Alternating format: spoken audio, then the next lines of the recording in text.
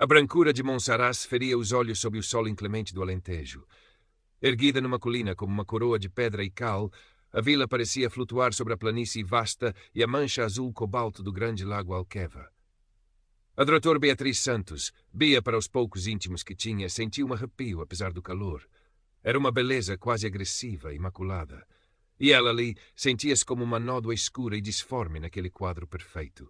O motor do seu carro alugado, um utilitário prático que parecia ofegar com o esforço da subida, finalmente silenciou-se perto da porta da vila. Bia respirou fundo. O ar cheirava a pó, a urze e a algo antigo, quase sagrado. Mas ao sair do carro, o encanto quebrou-se. Os olhares começaram. Não eram hostis, não abertamente. Eram curiosos, sim, mas de uma curiosidade que trespassava, que media. Mediam a sua pele negra, tão escura contra a cal das paredes. Mediam o seu corpo grande, gordo, que parecia ocupar mais espaço do que o permitido naquelas ruelas estreitas. Bia já conhecia aqueles olhares. Tinham sentido a vida inteira, nos subúrbios de Lisboa, nos corredores da universidade, em conferências internacionais. Eram os olhares que perguntavam sem palavras: o que faz ela aqui? Com uma resolução forjada em anos de batalhas silenciosas, Bia endireitou os ombros. Ombros largos que suportavam mais do que o peso da sua carne. Era a doutora Beatriz Santos, 38 anos, antropóloga social, e tinha tanto direito a estar ali como qualquer outra pessoa. Tinha vindo com um propósito: resgatar as vozes perdidas, criar um arquivo digital das memórias orais daquela terra fronteiriça, incluindo as histórias das comunidades negras que ali viveram, frequentemente esquecidas pela narrativa oficial. Era um projeto ambicioso, a sua paixão, a sua fuga, ou talvez a sua forma lutar. A casa que alugara era pequena, perto da cisterna, com paredes espessas que prometiam frescura. Enquanto descarregava as suas caixas, livros, gravadores, a sua vida acadêmica empacotada, sentiu novamente os olhares. Crianças que paravam de brincar, velhas de lenço preto à porta, turistas de câmara em riste. Alguns sorriam, um sorriso rápido, nervoso. Outros apenas olhavam, como se ela fosse uma peça de museu inesperada.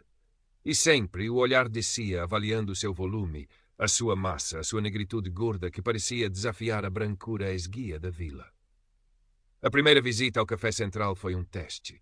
O espaço era pequeno, as mesas de mármore demasiado juntas. Ao entrar, as conversas pararam por um instante. Bia sentiu o seu corpo tornar-se hiperconsciente. Teria espaço para passar? A cadeira aguentaria? Pediu um café e uma queijada, e a empregada, Sofia, uma mulher de meia-idade com olhos cansados, atendeu-a com uma eficiência que roçava a frieza. Ouviu um sussurro vindo de uma mesa próxima. Grande, não é? E tão escura. Fingiu não ouvir. Estava habituada, mas habituar-se não significava que não doesse. Sentou-se, sentindo a madeira da cadeira ranger sob o seu pisó, um som que para ela ecoava como um julgamento. A apresentação do seu projeto na junta de freguesia foi o seu primeiro confronto oficial. Vestiu um dos seus vestidos coloridos, um ato de desafio silencioso contra a monotonia esperada. Na pequena sala estavam o presidente da junta, alguns vereadores e ele, Diogo Almada. Bia reconheceu-o imediatamente pelas fotos nos folhetos turísticos. Era o epítome do poder local, branco, magro, elegante, com um sorriso polido e o ar de quem era dono daquele chão. Presidente da Associação de Turismo, dono do hotel mais chique, descendente de uma linhagem nobre da região. Bia falou com a paixão e a clareza que a sua profissão lhe exigia. Falou da importância da memória, da necessidade de incluir todas as vozes, de como o seu projeto poderia enriquecer a oferta cultural de Monsaraz. Viu cabeças a acenar, mas viu também os olhos de Diogo Almada fixos nela. Não eram olhares de admiração. Eram de cálculo. Quando ela terminou, Diogo foi o primeiro a aplaudir, pondo-se de pé. Doutora Santos, que projeto fascinante! Exclamou, a sua voz aveludada a encher a sala. Monsaraz sente-se honrada por receber uma académica do seu calibre. A sua paixão é contagiante. Ele aproximou-se, estendendo uma mão à esguia. Tenho a certeza de que a sua perspectiva única trará muito a esta nossa comunidade. O elogio parecia sincero, mas algo na ênfase, no sorriso que não chegava aos olhos frios, fez soar um alarme interno em Bia. Claro, continuou ele, terá de ter alguma paciência. Aqui, as coisas funcionam a um ritmo diferente. Temos de garantir que tudo se encaixa perfeitamente na nossa paisagem. A palavra encaixa pairou no ar, carregada de um significado que só Bia parecia sentir na pele, como um toque gelado. Naquele momento, ela soube que a brancura de Monsaraz não era apenas cal nas paredes, era uma barreira, e Diogo Almada era o seu guardião. A sua luta tinha acabado de começar. Os dias seguintes confirmaram os seus receios.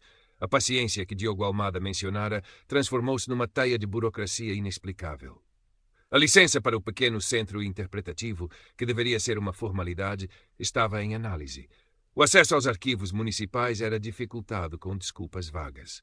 Bia sentia a resistência passiva, a areia na engrenagem, orquestrada por uma mão invisível, mas omnipresente. As microagressões tornaram-se a banda sonora da sua vida. Na padaria, a padeira elogiava sua coragem por usar cores tão vivas, um elogio que soava a crítica ao seu corpo e à sua negritude. No mercado, perguntavam-lhe se ela cozinhava bem a comida deles, como se a sua origem a definisse culinariamente, e a pergunta incessante, mas de onde é mesmo?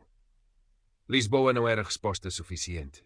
A sua pele escura exigia uma origem mais exótica, mais distante, mais outra, e havia os comentários sobre o seu peso, disfarçados de preocupação.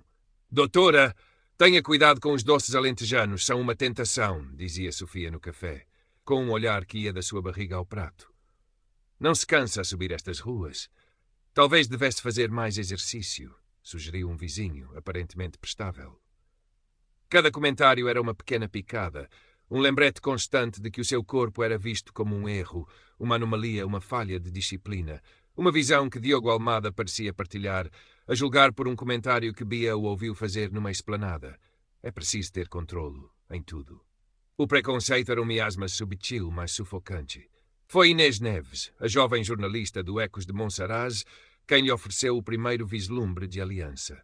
Inês era magra, pálida, com olhos vivos e uma sede de histórias que ia além das inaugurações e festas locais. Inicialmente, queria apenas um artigo de cor sobre a académica da capital. Mas ao conversar com Bia, ao sentir a sua inteligência e a sua frustração mal disfarçada, percebeu que havia algo mais. As coisas aqui não são fáceis para quem vem de fora, admitiu Inês baixando a voz. Especialmente se não for como toda a gente. Bia, cautelosa, começou a partilhar algumas das suas dificuldades.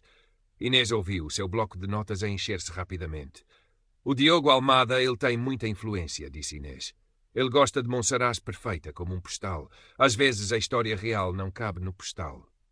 A outra porta abriu-se na olaria do Sr. Manuel Antunes.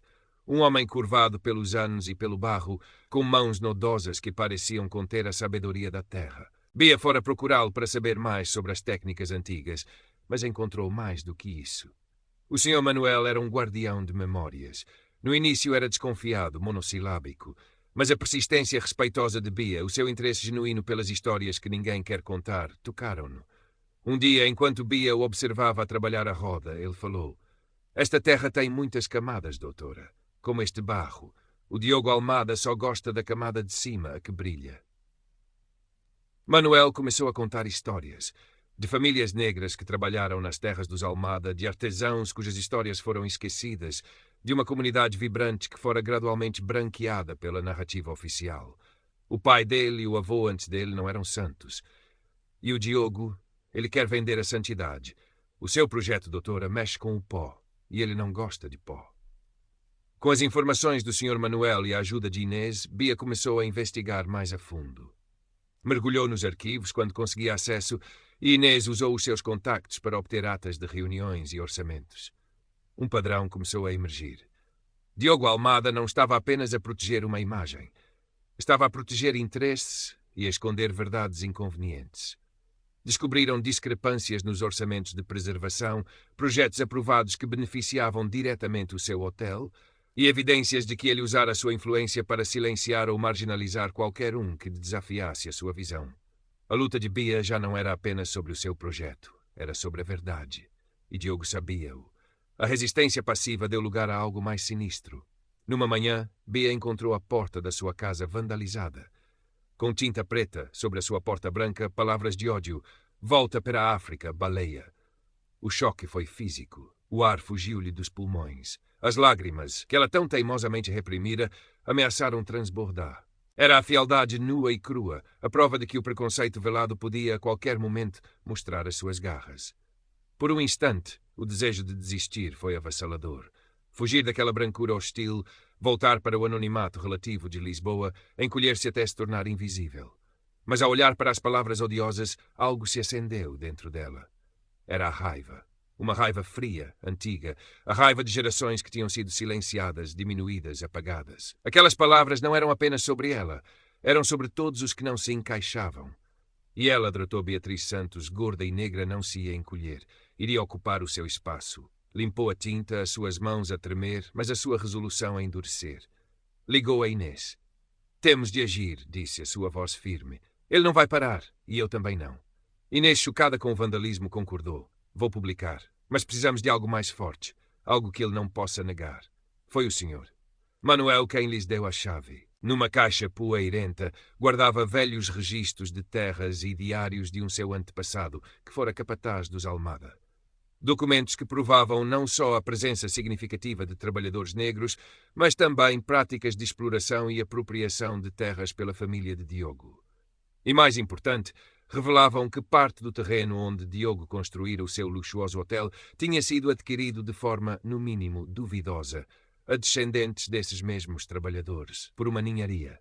Bia sentiu o peso da história nas suas mãos. Aquilo era dinamite, mas sabia que usá-la seria perigoso. Diogo Almada não cairia sem lutar. E a sua próxima conversa com ele confirmou isso. Encontrou-o por acaso perto do castelo. O seu sorriso estava mais polido do que nunca, mas os seus olhos eram puro gelo.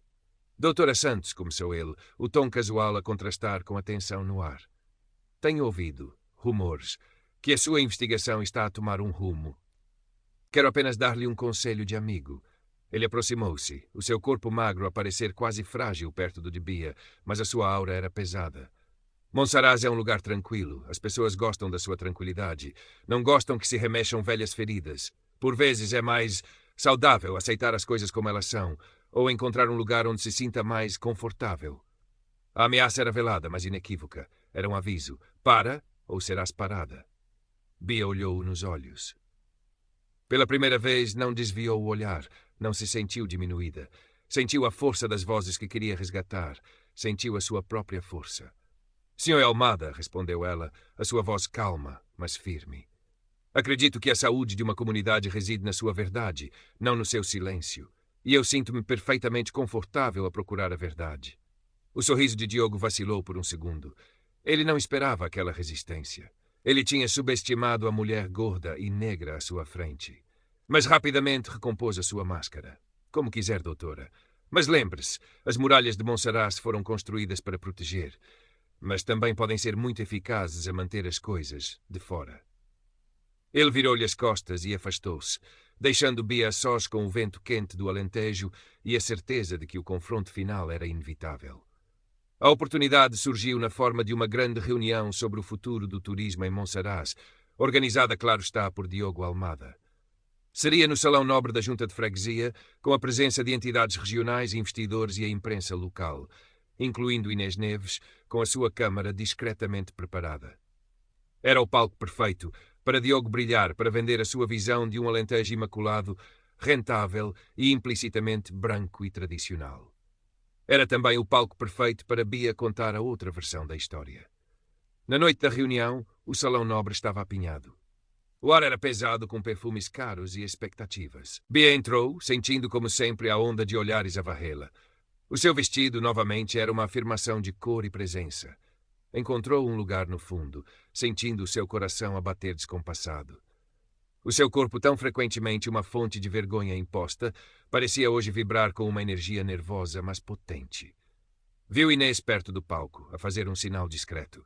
Viu o Sr. Manuel, sentado timidamente num canto, os seus olhos a encontrar os dela com um misto de medo e esperança. Diogo Almada subiu ao palco sob aplausos, magro, elegante, confiante. Falou da marca Monsaraz, do potencial, da experiência autêntica.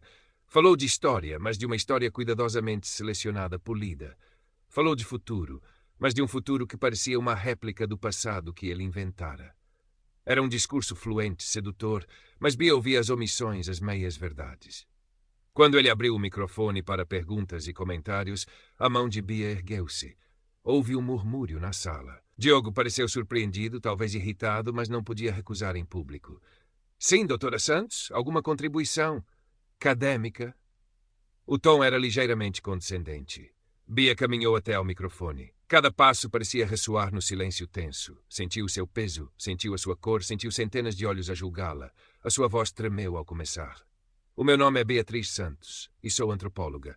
Vim a Monsaraz para estudar a memória. E descobri que a memória, aqui, é seletiva. A sua voz ganhou força. O Sr. Almada fala de um futuro brilhante, baseado numa história autêntica. Mas que história é essa? É a história que apaga as vozes dos que construíram esta terra com o seu suor e por vezes com seu sangue. É a história que esquece as comunidades negras que aqui viveram. É a história que esconde como algumas famílias antigas construíram a sua fortuna. Ela olhou diretamente para Diogo. É a história que ignora que parte do terreno do seu turismo de charme foi adquirido de forma questionável a descendentes daqueles que foram esquecidos. O caos instalou-se. Gritos de protesto, murmúrios chocados. Diogo, pálido, tentou interromper. Isso é um ultraje. Calúnias. Esta mulher vem de fora para manchar o nosso nome. Uma voz gritou do fundo. Volta para a tua terra. Outra. Quem é esta gorda para nos vir dar lições? Os insultos, agora abertos, atingiram Bia. Mas ela manteve-se firme, o microfone na mão. Inês filmava tudo, o seu rosto pálido, mas determinado. A minha terra é aqui, respondeu Bia, a sua voz a sobrepor-se ao tumulto. É onde escolho estar, onde escolho lutar pela verdade.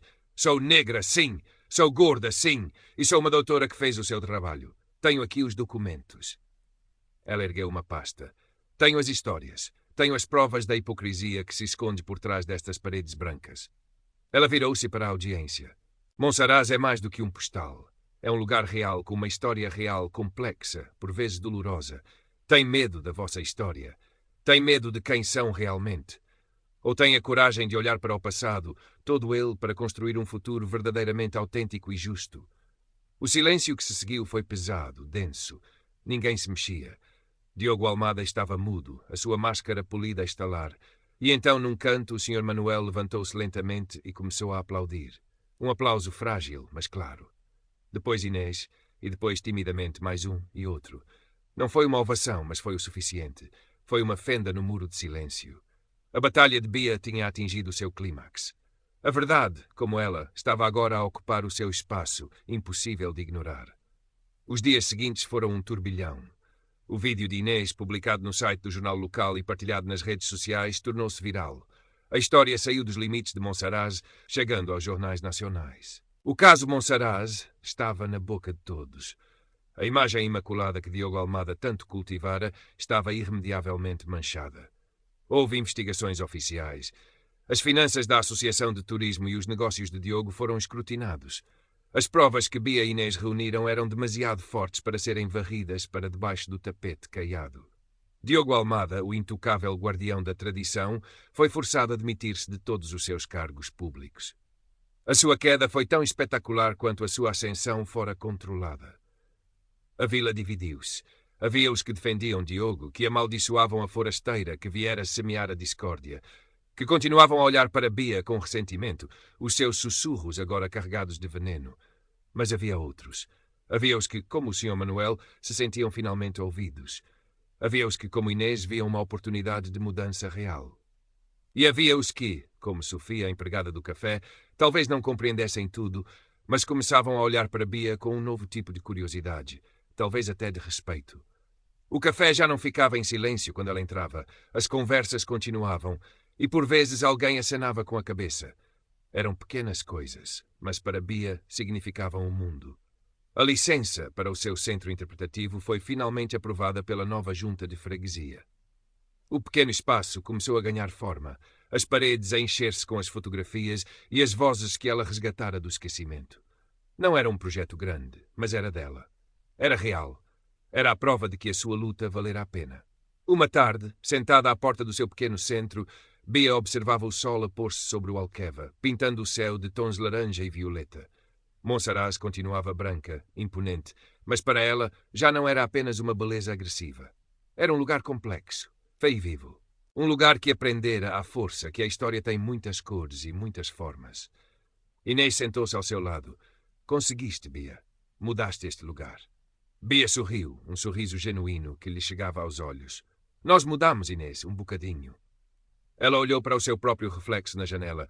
Viu a mulher gorda, a mulher negra, doutora, lutadora. Viu as marcas do cansaço, mas também a chama da resiliência.